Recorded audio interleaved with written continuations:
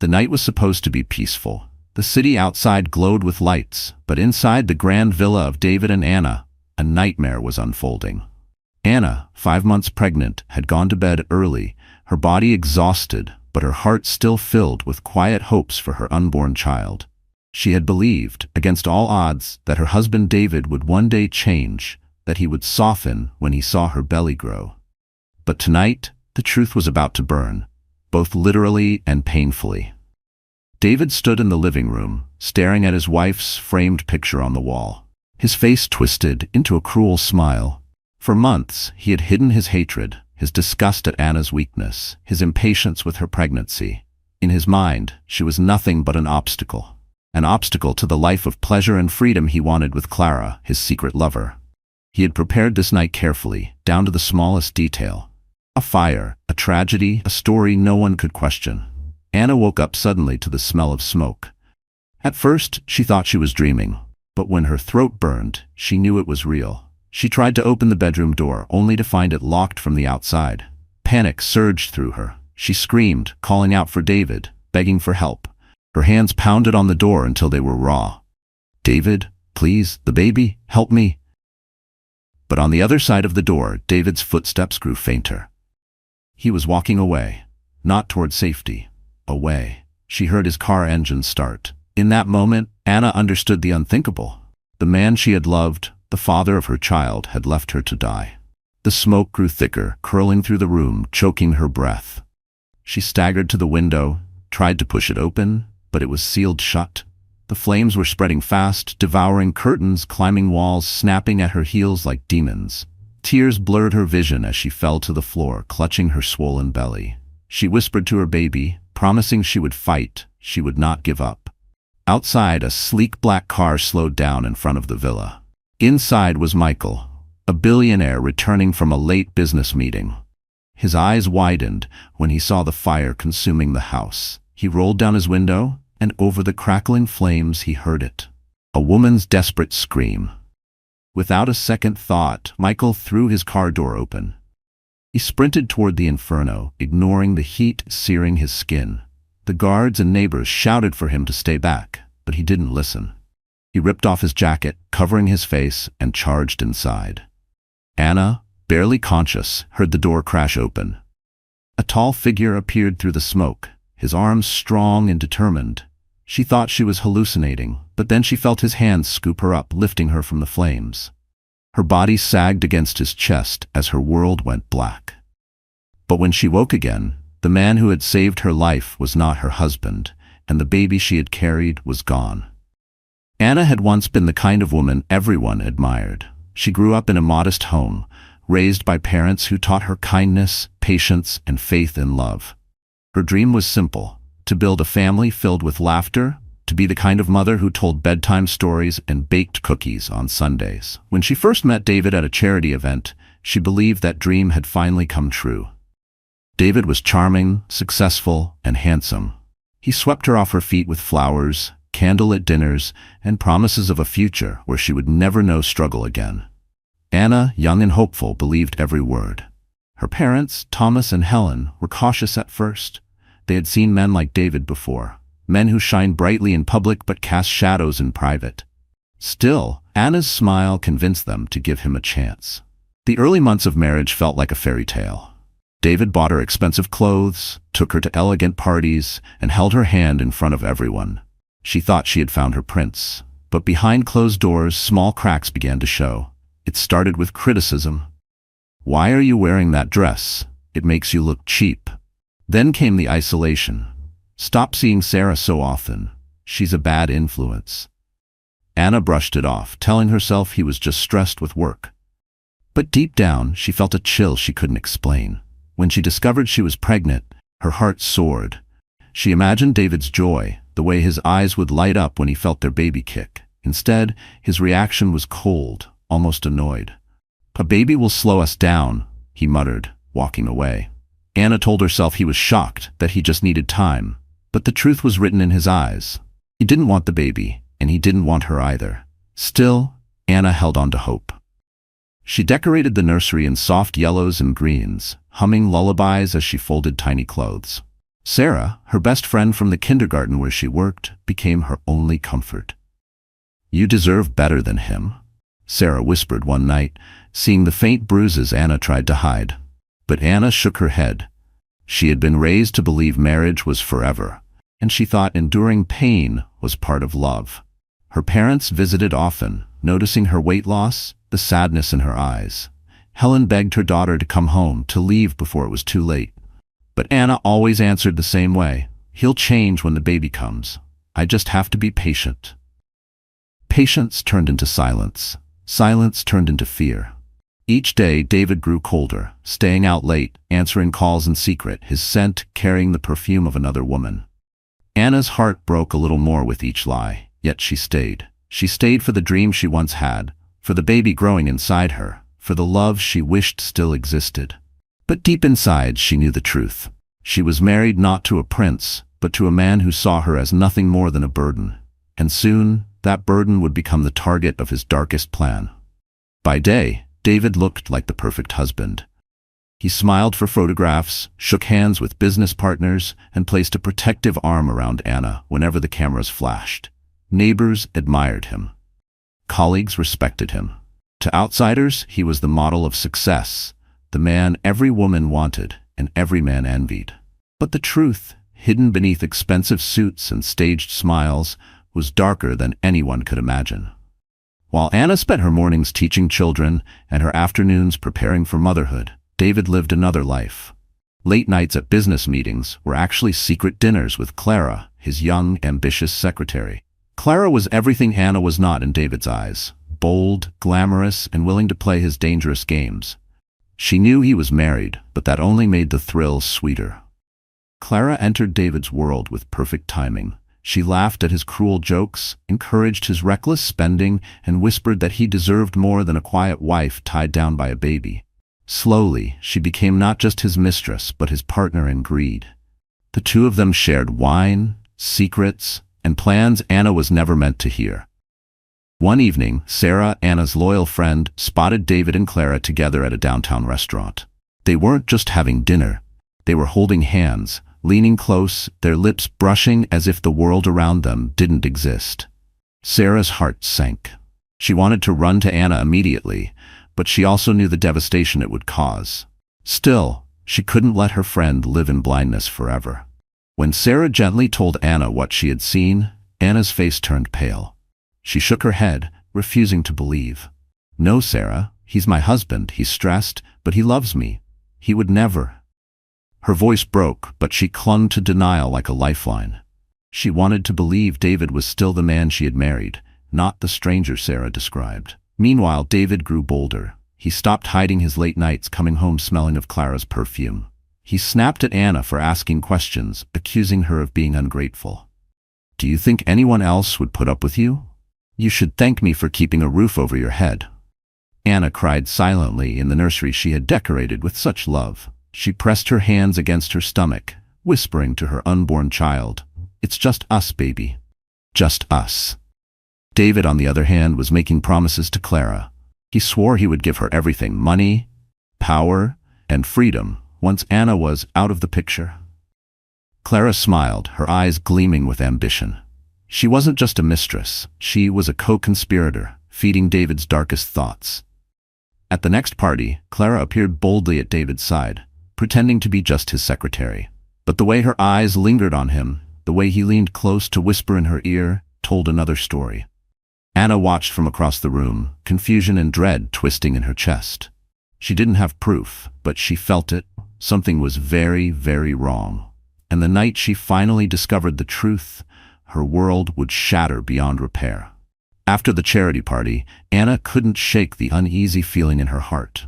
David had barely looked at her all evening, yet he had leaned in too close to Clara, his secretary. Every smile, every whisper between them gnawed at Anna's mind.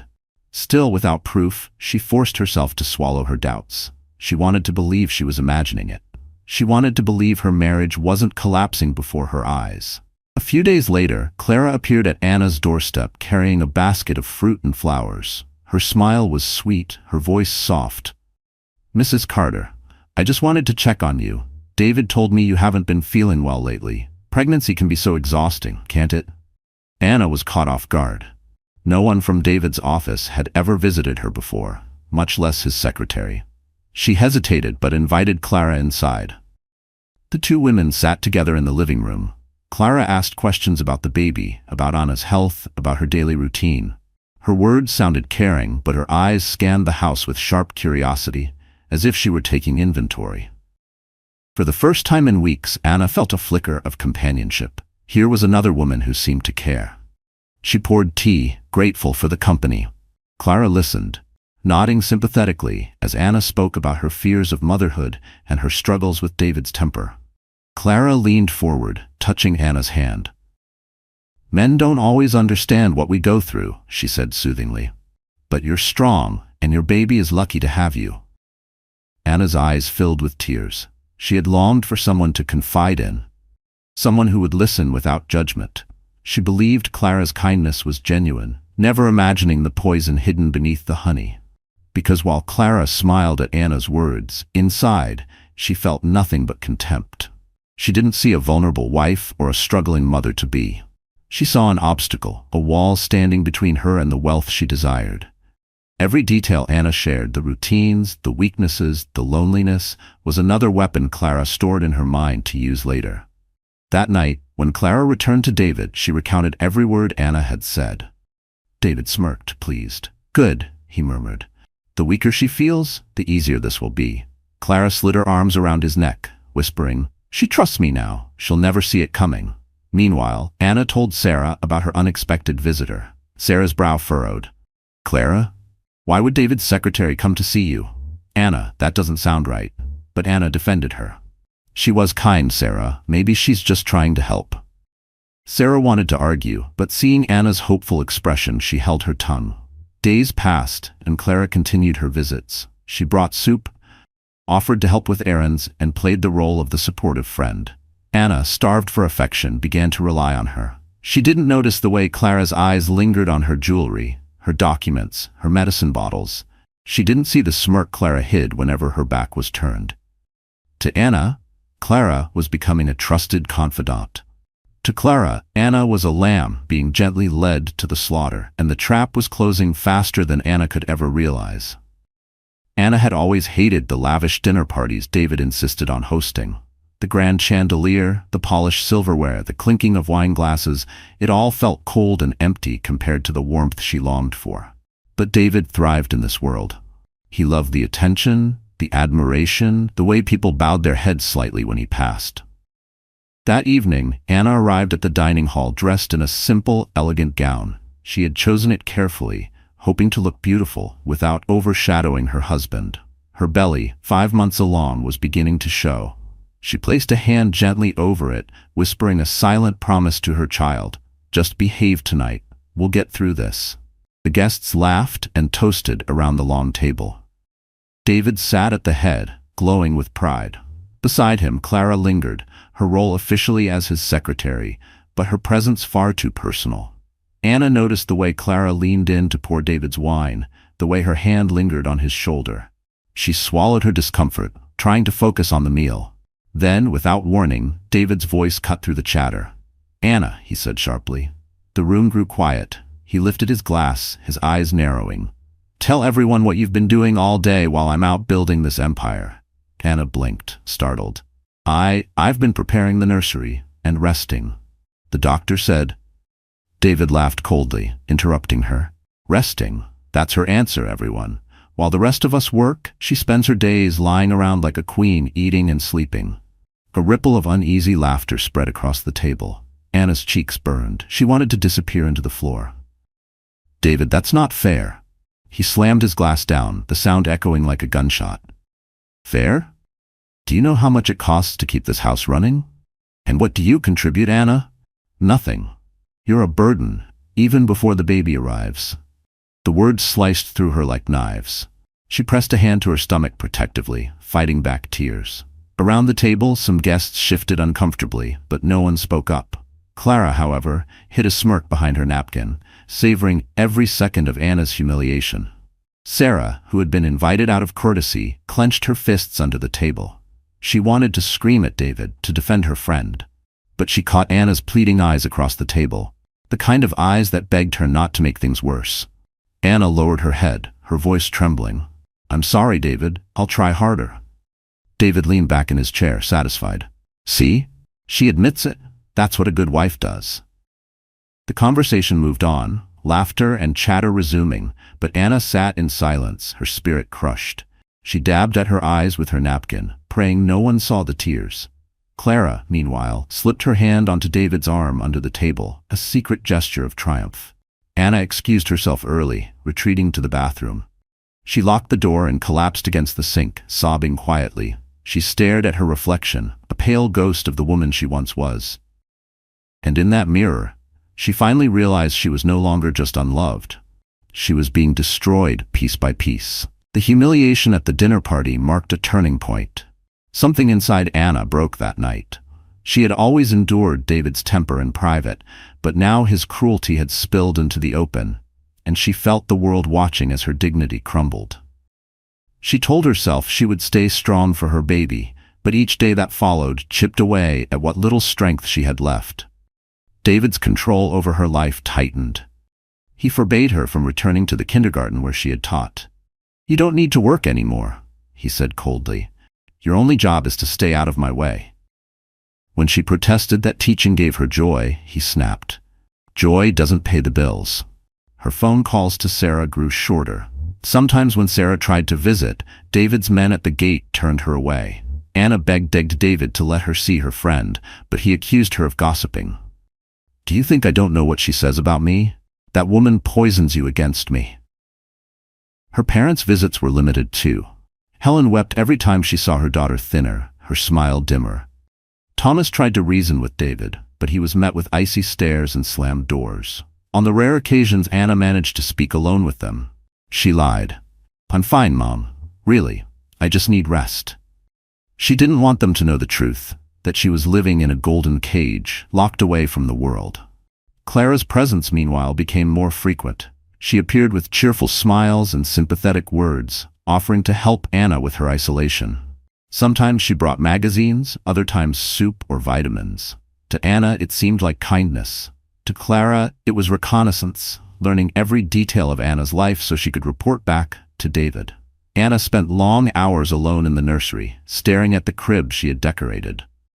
She would rock in the chair, humming lullabies through her tears, speaking softly to the child in her womb. "I'll protect you," she whispered. "Even if no one protects me, I'll protect you." But at night, when the house grew silent and David's car never returned, the fear gnawed at her. What if she couldn't protect her baby? What if David's anger turned into something worse? The walls of the villa felt like prison bars. She paced the halls, longing for fresh air, but the guards at the gate watched her every move. When she asked to go out for a walk, David sneered, "Do you think I have time to babysit you? Stay inside where you belong." Loneliness seeped into her bones like winter cold. Even her dreams betrayed her. Dreams of running away, only to wake up in the same gilded prison. Her spirit was fading, piece by piece, but she forced herself to smile whenever Clara or David looked her way. She had learned that showing pain only fed their cruelty. Still, deep down, Anna clung to a fragile hope that one day, somehow, she would escape. What she didn't know was that David was already planning the night she would never leave alive. One rainy afternoon, Anna sat alone in the library of the villa, running her fingers absent-mindedly over the spines of books she hadn't touched in months. Dust gathered on the shelves and silence filled the room. She pulled down a box she hadn't seen in years, her father's old leather case, left to her after his passing. It had always been too painful to open, a reminder of the man who had been her rock, the man who had walked her down the aisle, whispering, "If he ever hurts you, come home." This time her hands didn't tremble. Something inside urged her to open it. She sat by the window, rain tapping against the glass, and carefully unlatched the case. Inside were letters, photographs, and one sealed envelope marked with her name in her father's handwriting. Her breath caught as she unfolded the letter. "Anna," it began, "if you are reading this, I am no longer with you. I wanted to leave you something that is only yours. A piece of land in the countryside, an old family property. It is valuable and under your name alone. No one can take it from you. Anna's heart swelled with emotion. She remembered her father's gentle smile, the way he always believed in her. She pressed the letter to her chest, tears streaming down her cheeks. For the first time in months, she felt a flicker of hope. Perhaps this inheritance could give her and her baby a chance, a way to escape the cage David had built around her. But fate was cruel. David walked in just as she was tucking the papers back into the box. His sharp eyes caught the envelope in her hands. "What's that?" he demanded. Anna froze. It's from my father. Just personal things." He snatched the letter from her before she could protest. His expression darkened as he read, "Property. In your name. Only yours." His voice was low, dangerous. "Why didn't you tell me about this?" "Because it was my father's gift," Anna whispered. "He wanted me to have something of my own." David's face twisted with rage. "Something of your own? In this marriage, nothing is yours. Everything belongs to me. Do you understand?" He crumpled the letter in his fist. Anna's stomach tightened with fear, but she held her ground for once. "No, David, this is mine, and you can't take it from me." The silence that followed was heavier than thunder. David's eyes burned with hatred, and for the first time, Anna saw not just anger but calculation. This wasn't about pride. This was about money, power, control. The inheritance had given him a new reason to destroy her.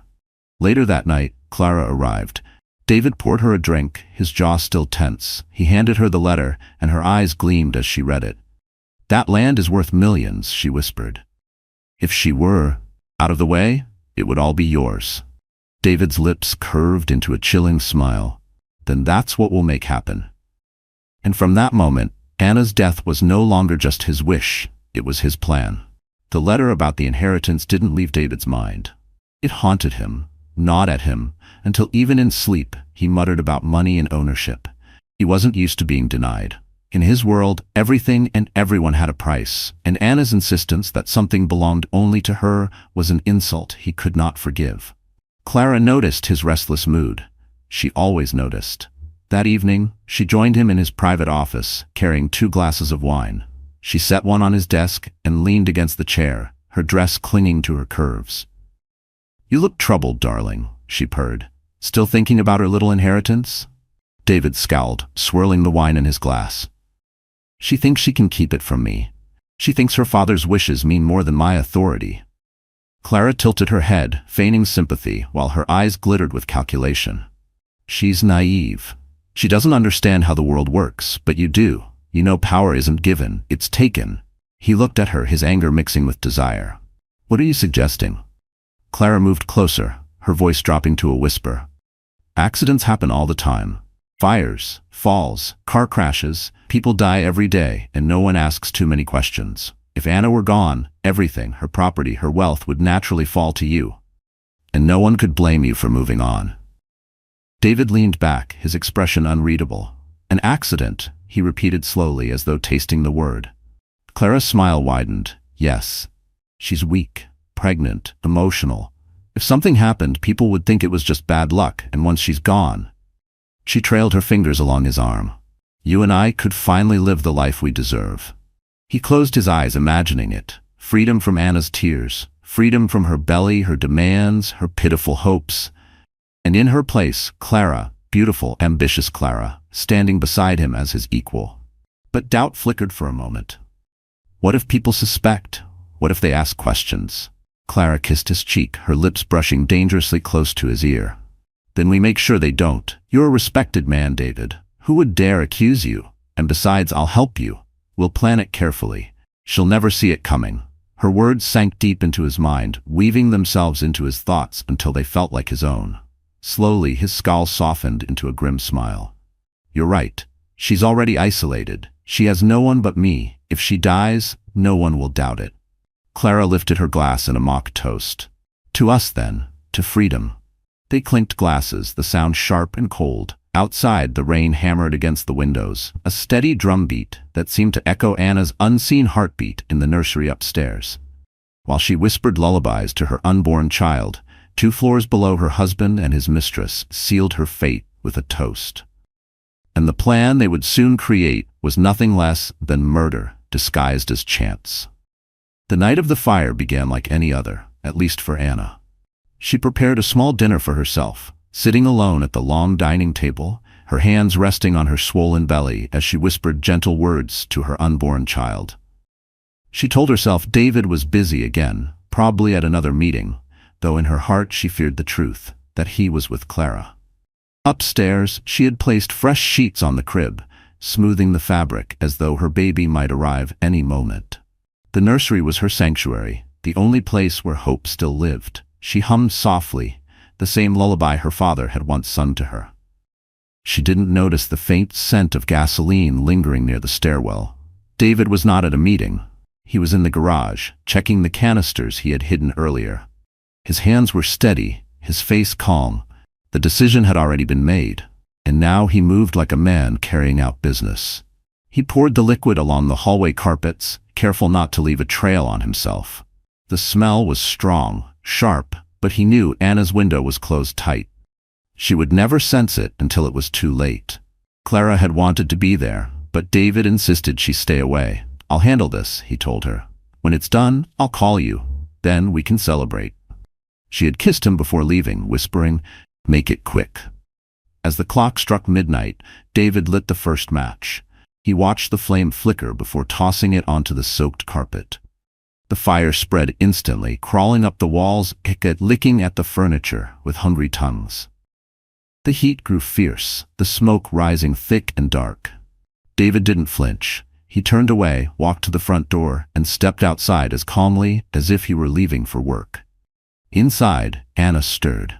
At first, she thought she was dreaming when she smelled something acrid in the air.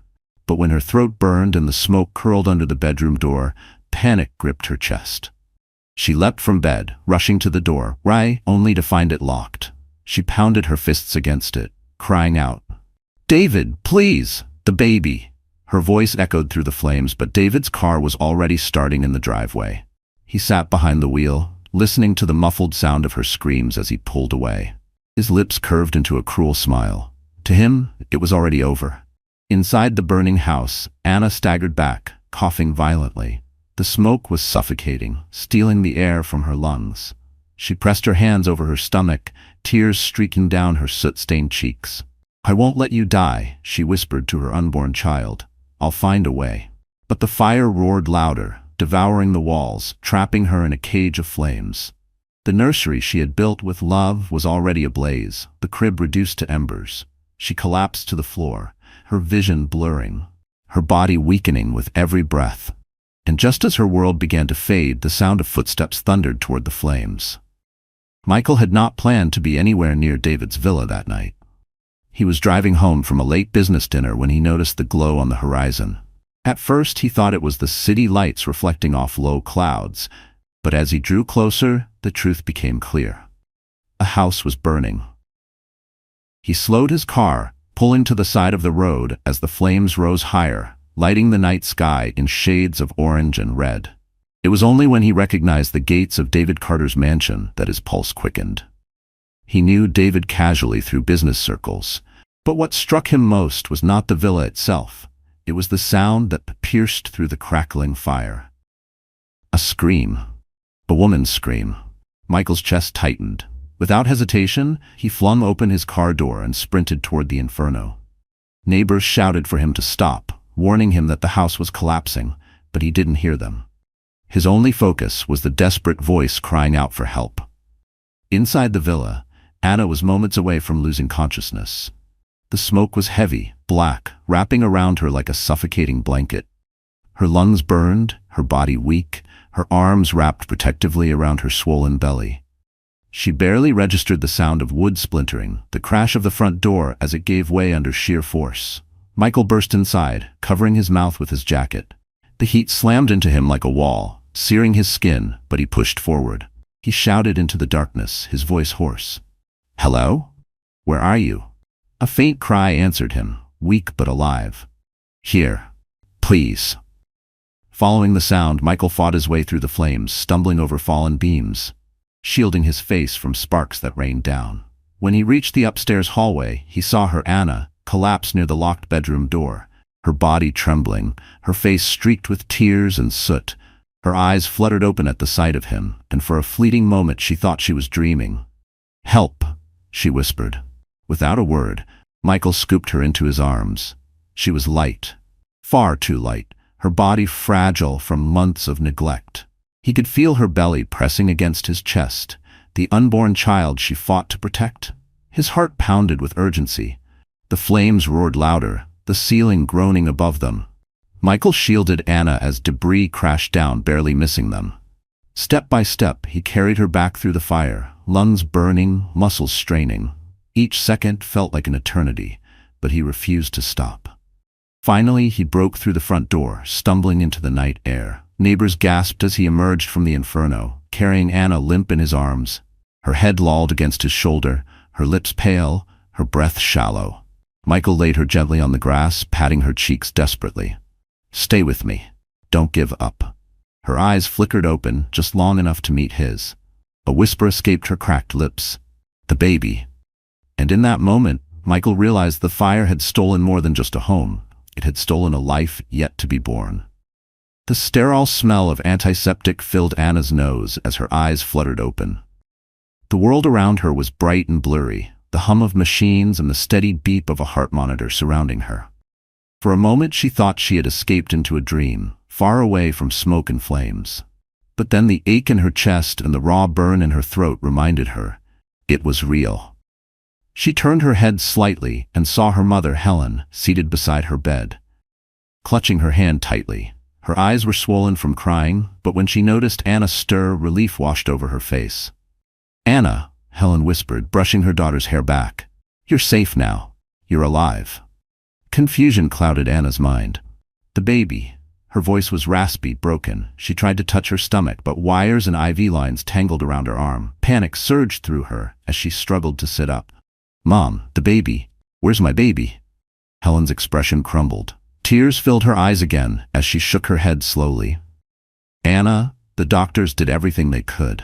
But the smoke, the heat, they couldn't save the baby." The words struck harder than the fire ever could. Anna froze, her breath catching in her throat. For a second, she couldn't even process it. Then the dam broke and a scream tore from her chest, raw and heart-wrenching. She clutched her stomach as though she could somehow hold on to what was already gone. "No." Her cries echoed through the sterile hospital room, each one sharper than the last. Helen pulled her into her arms, rocking her as if she were a child again. "I'm so sorry, my love. I'm so sorry." The door opened quietly, and Michael stepped inside. His arm was bandaged, his face marked with burns, but his eyes held only concern. He hesitated at the threshold, not wanting to intrude on such intimate grief. Still, he couldn't walk away. He had carried her from the fire, and in some unexplainable way, he already felt bound to her suffering. Anna noticed him through her tears. Her voice broke as she whispered, "You saved me, but you couldn't save my baby." Michael's jaw tightened. He knelt beside her bed, lowering his head. "I'm sorry," he said softly. "I tried. I swear I tried." For a long moment, silence filled the room, broken only by Anna's sobs. Her world had collapsed in a single night.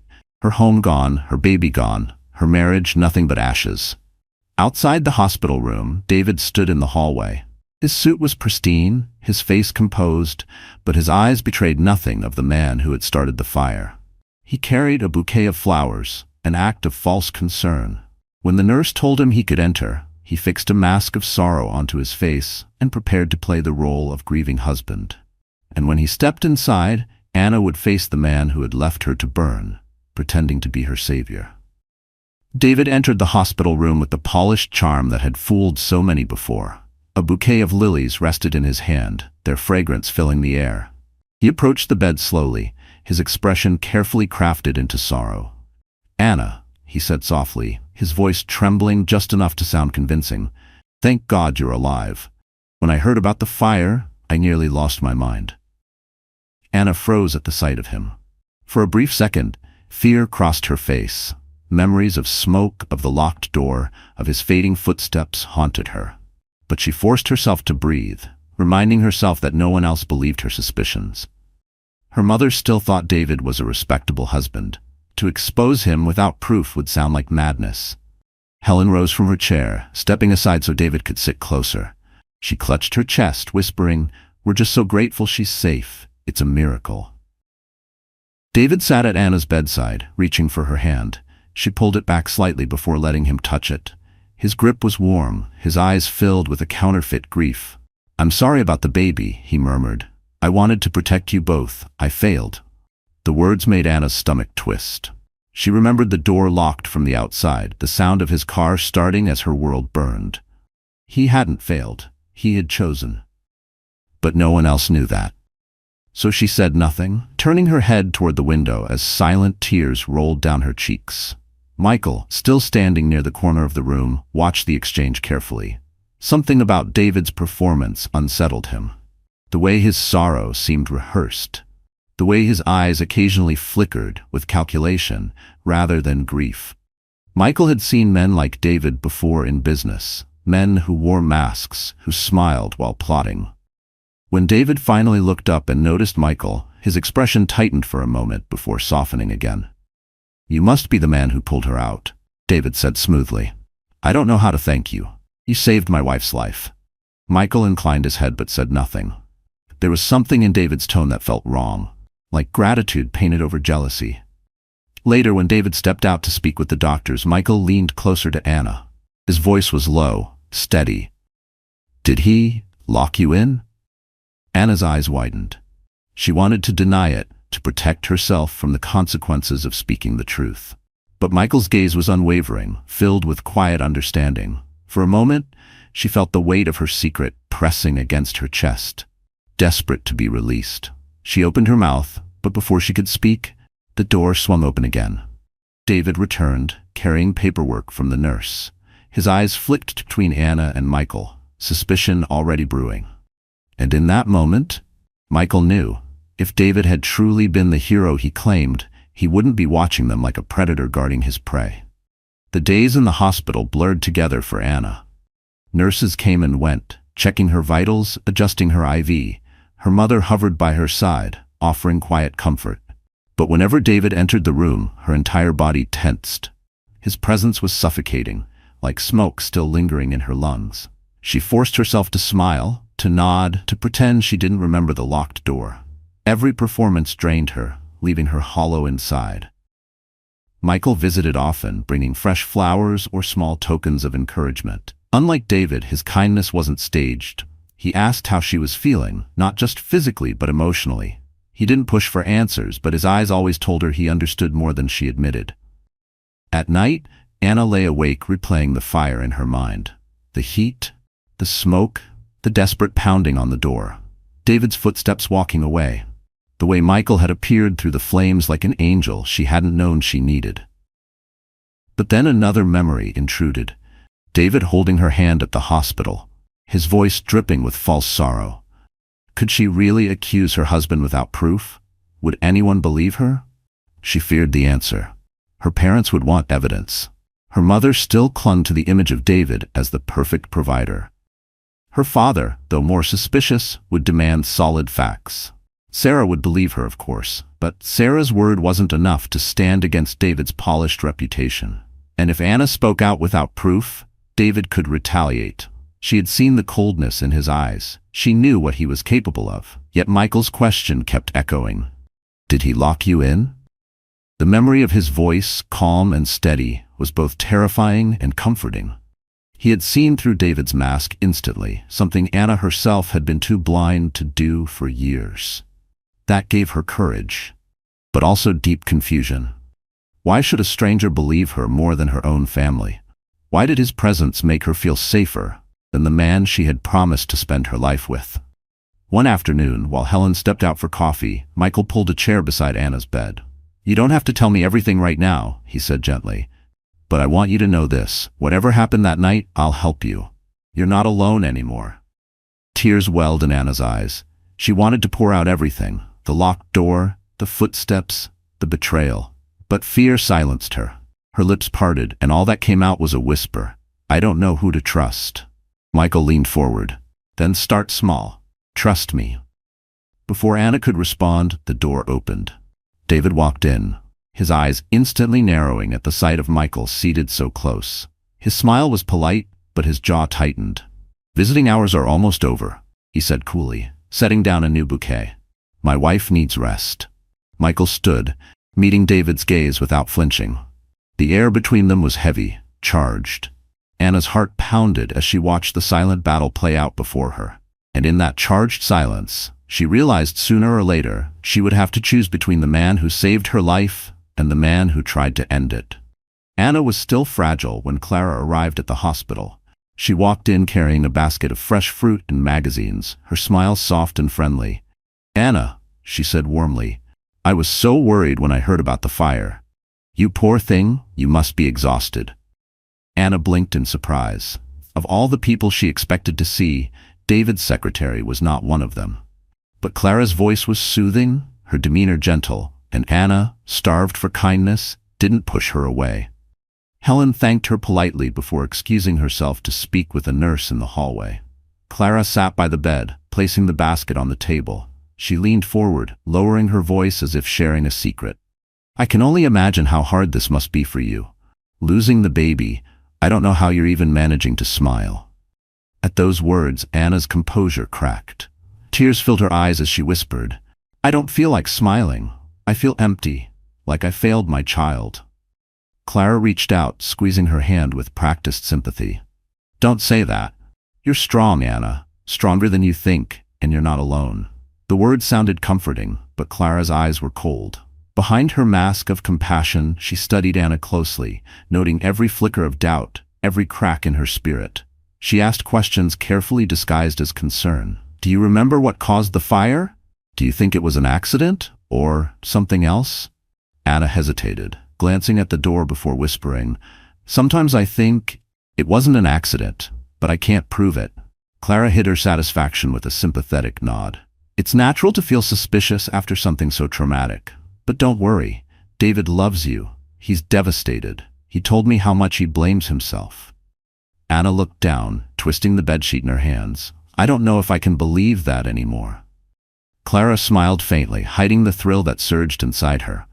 She had exactly what David wanted, Anna's private doubts. Later that night, she repeated every word to him. "She suspects you," Clara reported, her voice low.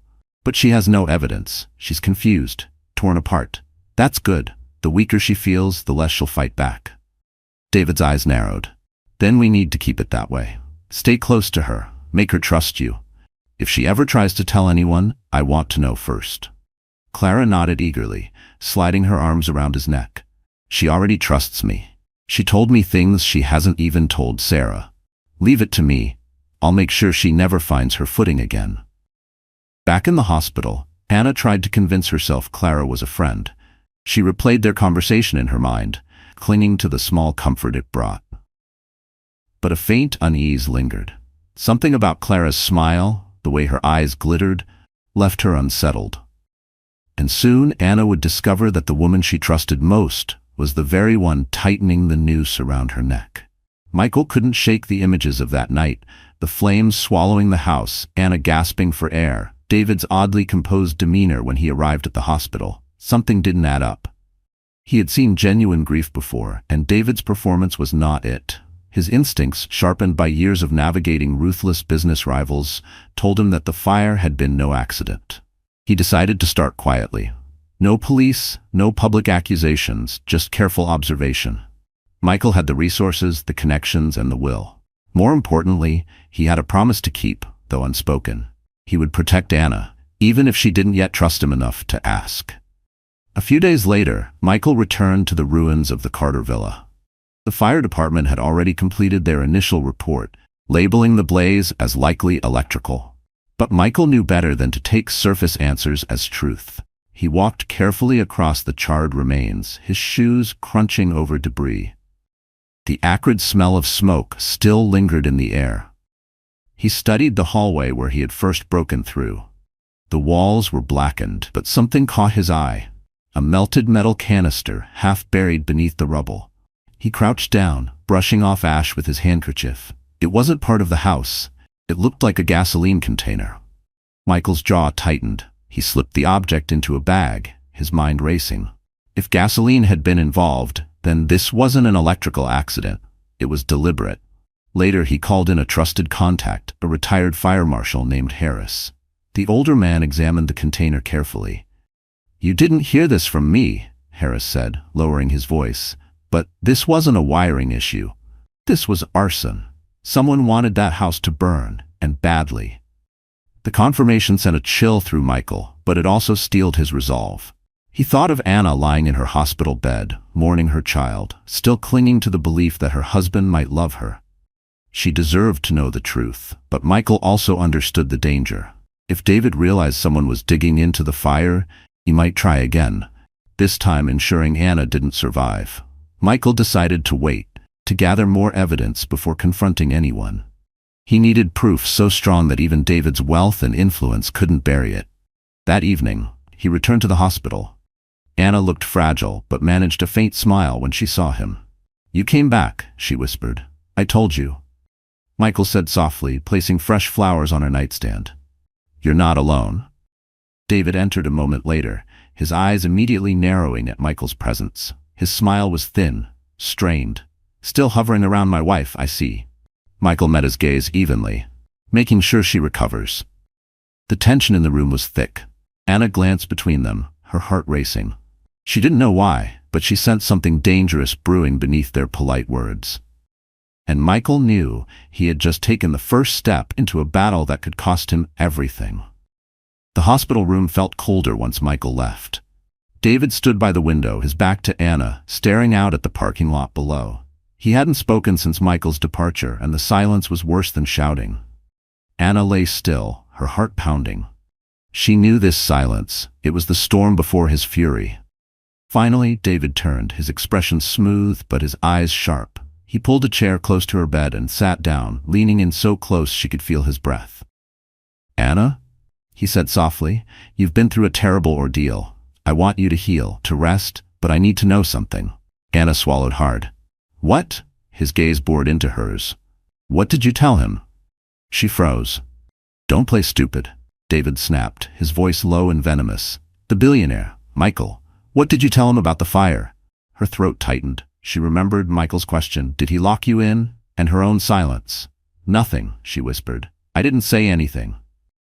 David studied her face for a long moment, as though searching for cracks in her words.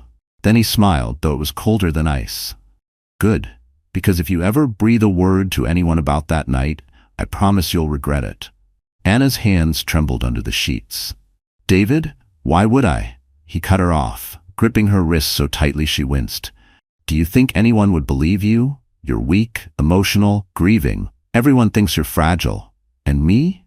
He leaned closer, his smile widening. "I'm the devoted husband who almost lost his wife and unborn child. Who would they side with?" Tears filled Anna's eyes, but she forced herself not to cry.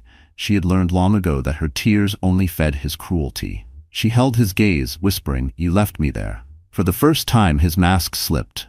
His eyes flashed with rage, and his grip tightened. "Careful," he hissed. "Careful what you say. I can still take everything from you.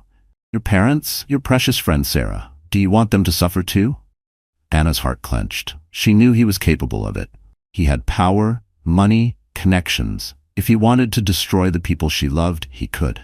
That fear sealed her lips.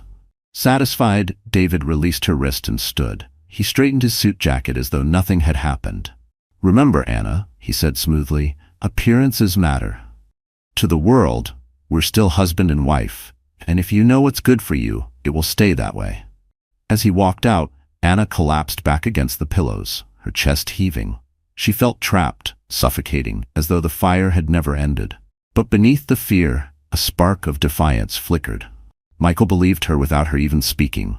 Maybe, just maybe, she wasn't as alone as David wanted her to think. And David had no idea that the more he tightened his grip, the closer Anna was to breaking free. Weeks after the fire, David insisted Anna accompany him to a prestigious charity gala.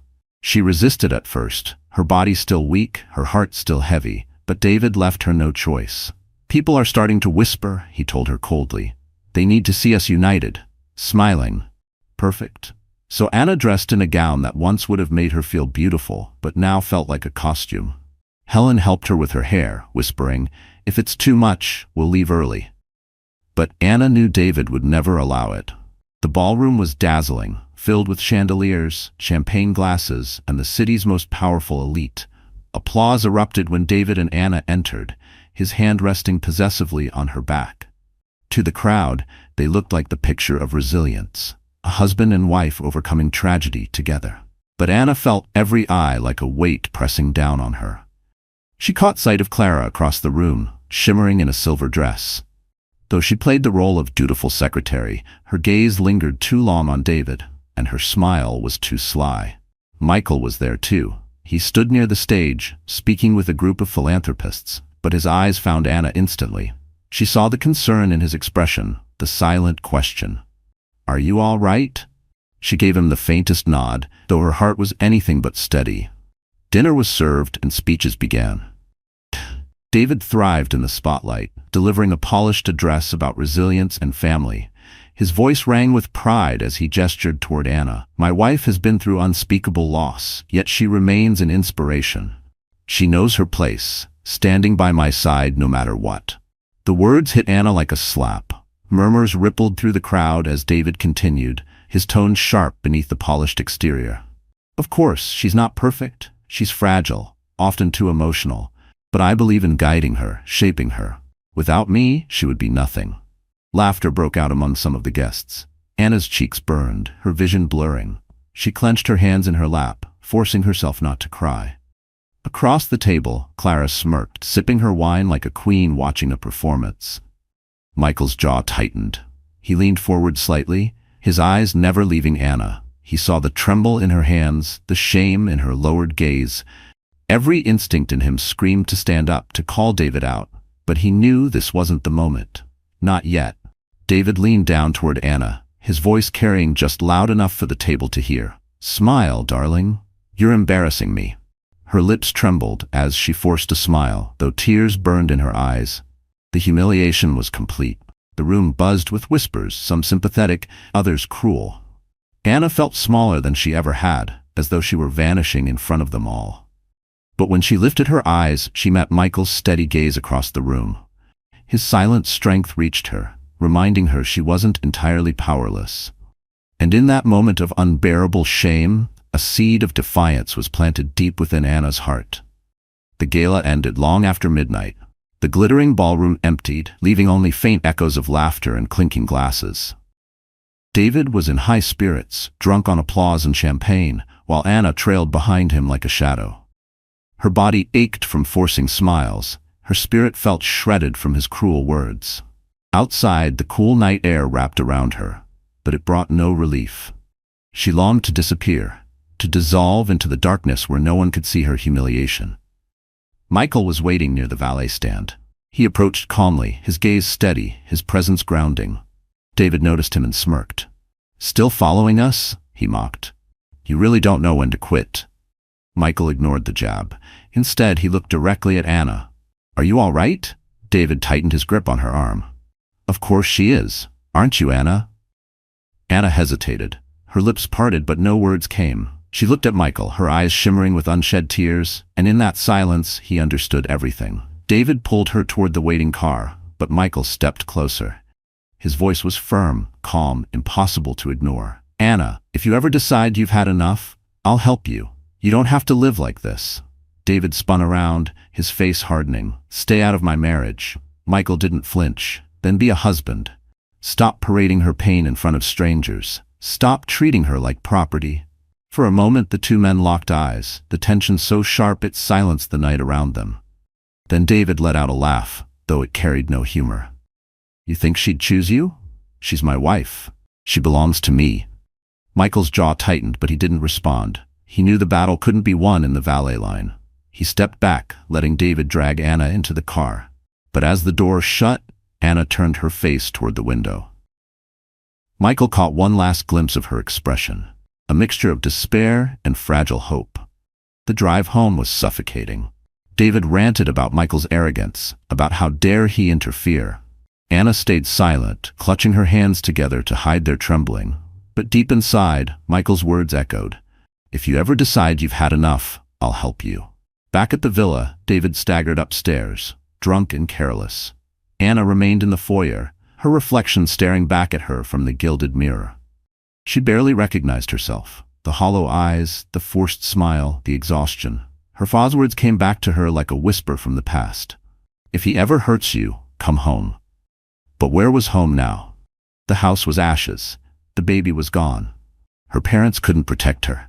And yet, Michael's voice had sounded like a lifeline in the storm. Could she trust him, or would trusting him only put them both in danger? She climbed the stairs slowly, each step heavy with uncertainty. She didn't know if she had the courage to break free, but one truth was becoming harder to ignore. The fire hadn't destroyed her. It had lit a spark, and sooner or later, that spark would blaze. Clara had always been good at pretending. She knew how to smile sweetly, how to whisper the right words, how to play the loyal mistress who adored David without question. But beneath her polished mask, her mind was always calculating. And lately her calculations no longer included David. She had seen the shift. His arrogance was starting to unravel, his confidence cracking under Michael's quiet defiance and Anna's growing distance. At the gala, Clara had watched him humiliate Anna, but instead of satisfaction, she felt unease. The whispers around the tables hadn't been admiration. They had been disapproval. David was losing his shine. Clara had no intention of sinking with him. One evening, she met with a man in a dimly lit cafe downtown, far from the glittering neighborhoods she usually frequented. He was a reporter known for digging into scandals, and Clara came prepared. She slid a folder across the table, her manicured nails tapping lightly on its cover. "What's this?" the reporter asked. "Proof," Clara said smoothly. "Financial records. Deals run. David doesn't want the world to see, and there's more where that came from, if the price is right." The reporter's eyes lit up. "You're betraying him?" Clara leaned back, smiling faintly. "I'm protecting myself. Men like David, they always fall eventually. I'm just making sure I land on my feet when he does." The reporter flipped through the documents, his expression hungry. "This could ruin him." "That's the idea," Clara replied. "But not yet. I want him weakened, desperate. Then I'll step away clean, with enough money to start fresh." Back at the villa, Clara played her role flawlessly. She poured David's drinks, stroked his ego, and whispered promises of a future only they would share. He never suspected that while he was plotting Anna's destruction, Clara was plotting his. Yet there was one thing Clara hadn't counted on: Michael's quiet investigation. She overheard his name during one of David's drunken rants and realized the billionaire wasn't just another bystander. He was digging, asking questions. Clara's instincts told her Michael might uncover the fire's true cause sooner than she expected. That thought unsettled her. If Michael exposed David too quickly, her plan to profit might collapse. She needed time to gather more leverage, more proof. And to buy that time, she decided to keep feeding David's delusions. "You have to be careful," she told him one night, brushing his hair back as he drank. "Michael is dangerous. He's trying to take Anna from you. But don't worry, I'll help you stop him. We'll make sure she stays right where she belongs." David smirked, too blinded by his ego to see the lie in her eyes. "With you by my side, Clara, no one can touch me." But later, when she lay alone in her apartment, Clara opened her laptop and sent another message to the reporter. "Be ready. The storm is coming." And while David believed Clara was his greatest ally, she was quietly sharpening the knife for his back. The knock on Anna's door came early in the morning, sharp and official. When she opened it, a man in a suit handed her an envelope. "Mrs. Carter," he said briskly, "you've been served." Her hands trembled as she closed the door and sat at the kitchen table. The seal on the envelope felt heavier than paper. It felt like a verdict. She tore it open, her eyes scanning the lines. It was a summons. A court date had been set regarding David's financial dealings. Her name was listed as a witness. Anna's stomach twisted. She remembered the folder her father had left her, the inheritance David wanted so desperately. She thought of the fire, of his threats in the hospital. She had never stepped foot in a courtroom before, and now she was being called to speak against the man who had nearly killed her. Her first instinct was fear. If she testified, David would retaliate. He had already promised to ruin her if she crossed him. She pressed the papers against her chest, her breath shaky. Michael arrived later that day. He found her sitting in silence, the summons on the table. He picked it up, his expression darkening. "This is your chance," he said firmly. "This is where the truth can finally come out." Anna shook her head. "You don't understand. If I stand against him, he'll destroy me. He'll destroy my parents, Sarah. Everyone I love. Michael sat across from her, his voice steady but passionate. Anna, he already tried to destroy you. He tried to kill you and your baby. You can't keep protecting him by staying silent. This is your moment to take back your life. Her eyes filled with tears. What if no one believes me? Then I'll make them believe, Michael replied. I'll stand with you.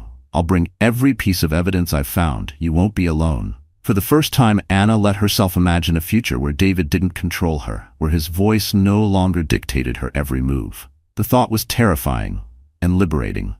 She nodded slowly, whispering, I'll do it. Meanwhile, David received his own notice that afternoon. He slammed the envelope onto his desk, rage boiling in his veins. They think they can drag me into court, he snarled. Clara tried to soothe him, but his mask of control was slipping. He paced the room, muttering, This isn't supposed to happen, not to me. She's supposed to be broken, not standing against me. Panic clawed at him. His empire was built on appearances, on charm, on lies. A courtroom would strip all of that away. And worse, Michael was standing behind Anna, propping her up, giving her strength. David grabbed a glass and hurled it against the wall, shards scattering. If she opens her mouth in that courtroom, I'm finished. Clara touched his arm lightly, hiding her secret satisfaction. Then make sure she never does. And with that, David's desperation turned deadly once again. The courtroom buzzed with whispers as people filled the benches. Reporters scribbled in notebooks, cameras clicked outside the doors, and the weight of public curiosity hung thick in the air. Everyone wanted to see the fall, or survival, of David Carter, the once celebrated businessman whose empire now trembled on the edge of ruin.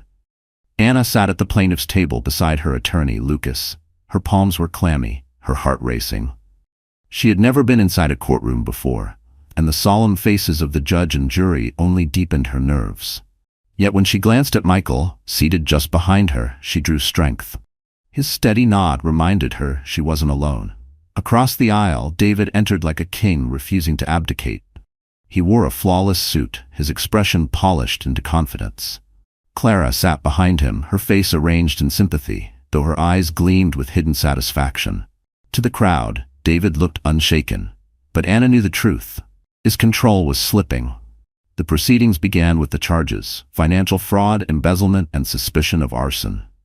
Murmurs rippled through the room at the last word. David's attorney rose, objecting immediately, but the judge allowed the mention to remain. When Anna's name was called to the stand, her legs felt like lead. She rose slowly, walked forward, and placed her hand on the Bible. Do you swear to tell the truth, the whole truth, and nothing but the truth? Her voice trembled, but did not break. I do.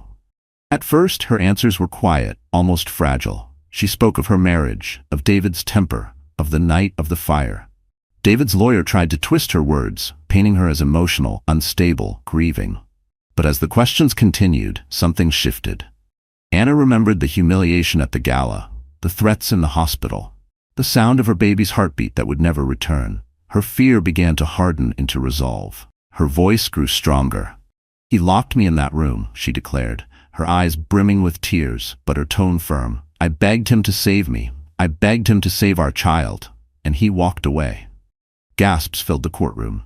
Even the judge leaned forward slightly, studying her closely. David slammed his hand against the table, his mask cracking. She's lying, he shouted, his voice echoing through the chamber. His lawyer tried to calm him, but the damage was done. The jury had seen his rage, his lack of control. Michael's eyes never left Anna. For the first time, he saw not just a woman surviving, but a woman rising.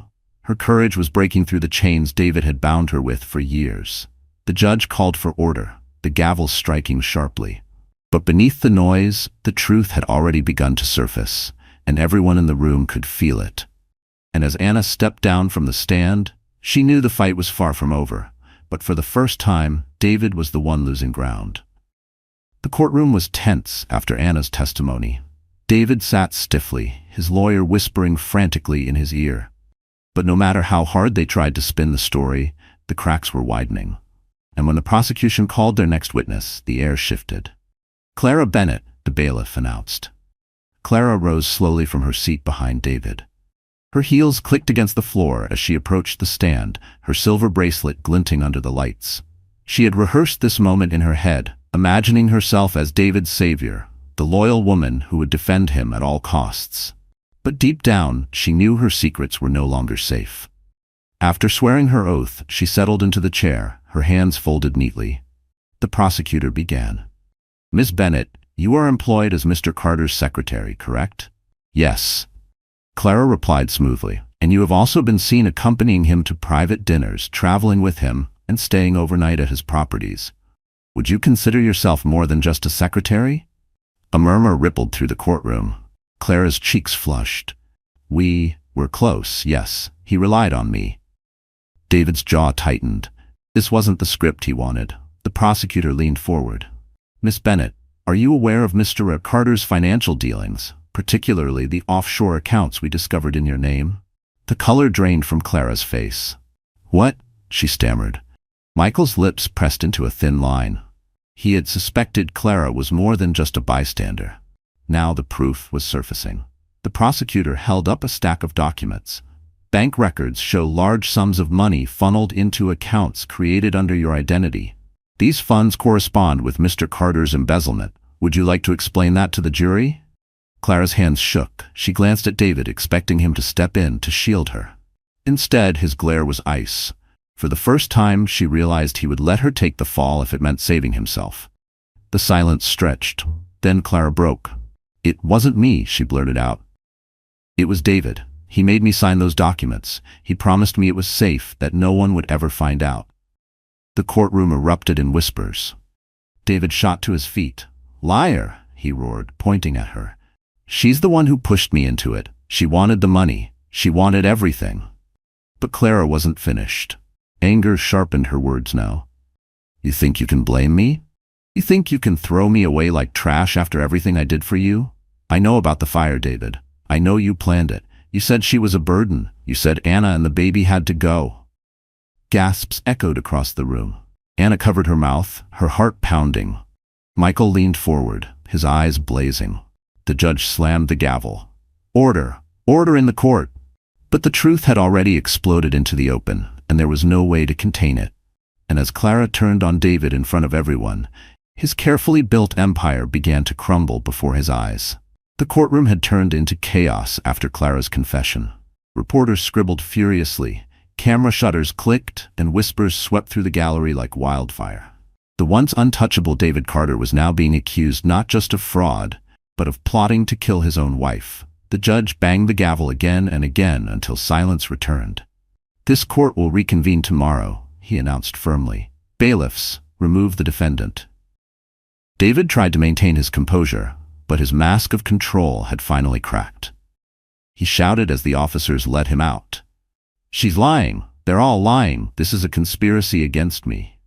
His voice echoed in the chamber, but the jury had seen too much. The calm, respectable businessman was gone. In his place stood a desperate, raging man stripped of power. Outside the courthouse, the news exploded. Headlines blared, "David Carter accused of attempted murder."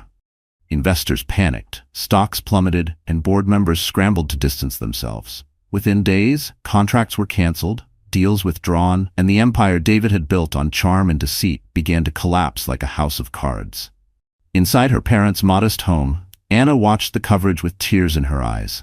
Not tears of grief this time, but something closer to relief. For years she had been silenced, humiliated, and trapped. Now the world finally saw the truth. Her parents sat beside her, holding her hands, their pride shining through their sadness. Michael was there too, quiet as always, but his presence steady. He didn't gloat, he didn't need to. His satisfaction came from seeing Anna stand taller than she ever had. "You did it," he told her gently. "You found your voice." Anna shook her head softly. "I only told the truth." But she knew it was more than that. She had faced the man who tried to erase her and had survived. The fire had nearly taken her life, but now from the ashes she felt something she hadn't in years.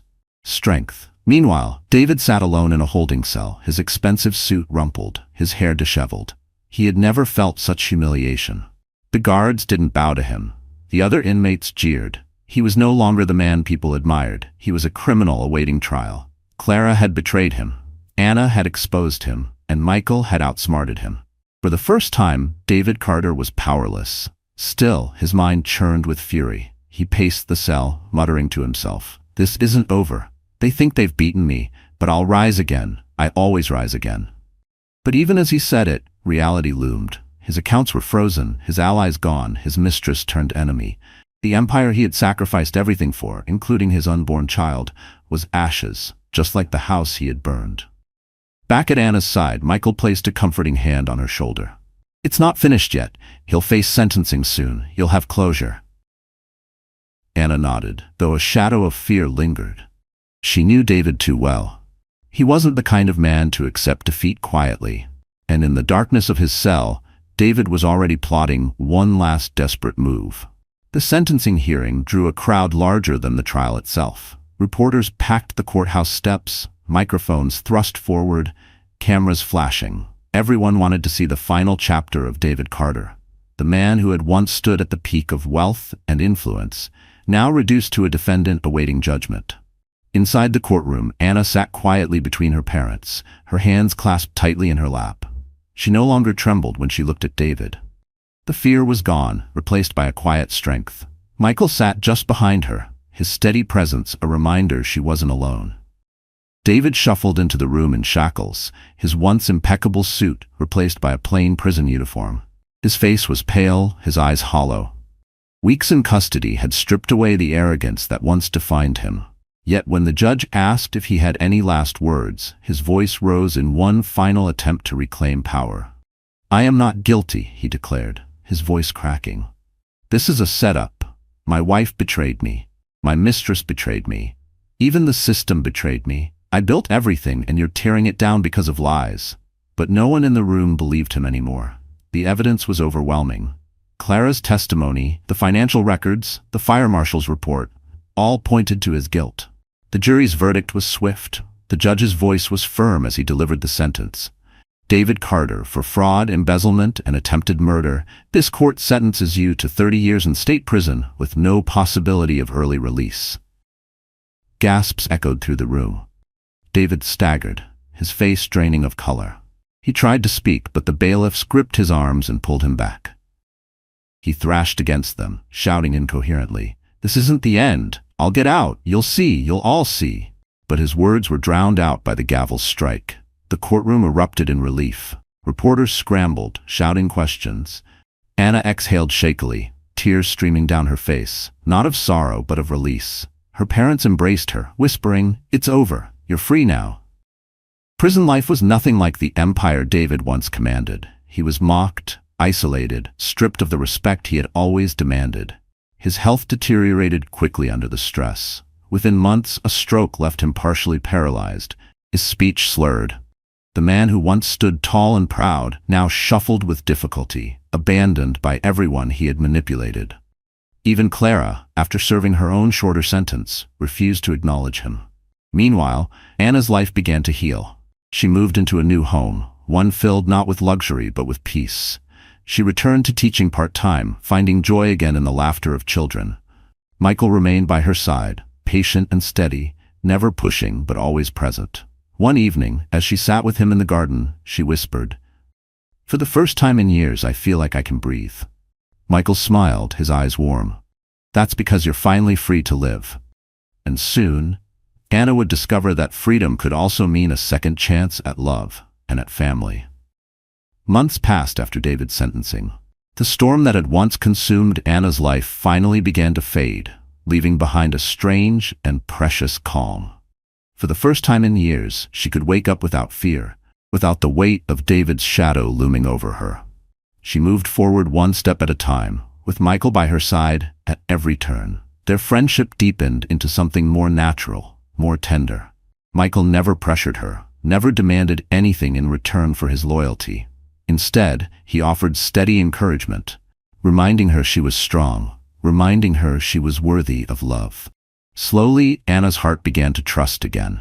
When he proposed, it wasn't with grandeur or spectacle. He knelt in her parents' garden, where roses bloomed under the summer sun, and simply said, "I don't want to save you anymore, Anna. I just want to walk beside you." Tears filled her eyes as she whispered, "Yes." Their wedding was nothing like the extravagant, cold ceremony she once endured with David. This one was intimate, warm, filled with family and true friends. Sarah stood proudly as maid of honor, Helen wept openly, and Thomas walked Anna down the aisle once more, whispering, "This time it's right." Michael's gaze never left her. When they exchanged vows, Anna felt as if every wound, every scar of her past was being gently healed. She wasn't marrying for appearances or survival. She was marrying for love. Not long after, Anna received news she had once feared she'd never hear again. She was pregnant. At first, she cried with both joy and fear, remembering the baby she had lost. But Michael knelt beside her, his hand resting gently on her belly. "This child will know nothing but love," he promised. And Anna believed him. Months later, she gave birth to a healthy baby girl. The moment she held her daughter in her arms, her heart swelled with a happiness she had once thought impossible. She kissed the tiny forehead, whispering, "You are safe, you are loved, you are free."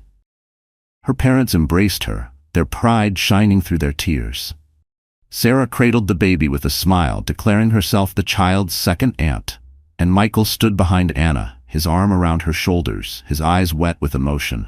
For him, too, it was a rebirth, a second chance at the family he had once lost. Meanwhile, far away, David sat in a prison cell, half paralyzed, ignored by the world. His wealth was gone, his name tainted, his power reduced to nothing.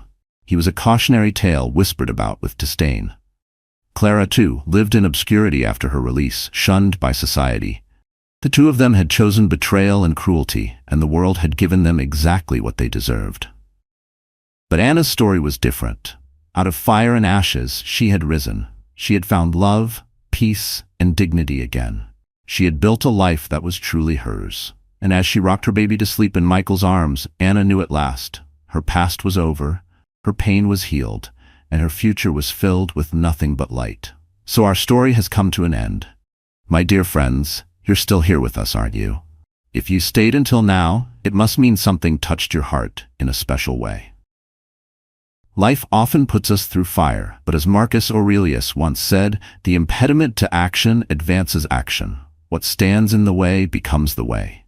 Anna's pain became her strength, and her ending was her healing. If this story spoke to you, please like, share, and subscribe so together we can keep finding light, even in the darkest nights.